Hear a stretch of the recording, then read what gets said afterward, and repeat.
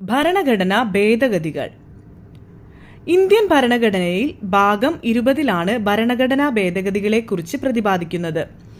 ഭാഗം 20 ഒരേയൊരു ആർട്ടിക്കിൾ മാത്രമാണുള്ളത്, ആർട്ടിക്കിൾ 368. ഭരണഘടനാ ഭേദഗതികൾ എന്ന ആശയം ഇന്ത്യ കടം കൊണ്ടിരിക്കുന്നത് ദക്ഷിണാഫ്രിക്കയിൽ നിന്നാണ്.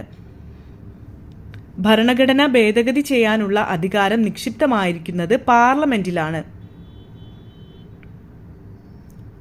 3 തരത്തിൽ ഭരണഘടന ഭേദഗതി ചെയ്യാം.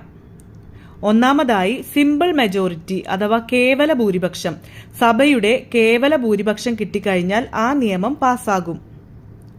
രണ്ടാമതായി സ്പെഷ്യൽ മെജോറിറ്റി. ചില ഭാഗങ്ങൾ തിരുത്തണമെങ്കിൽ സഭയുടെ 2/3 ഭൂരിപക്ഷം വേണം.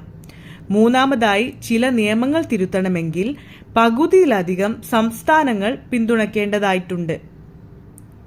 നമ്മുടെ ഭരണഘടന അയവുള്ളതും കാർക്കശ്യ സ്വഭാവമുള്ളതുമാണ്.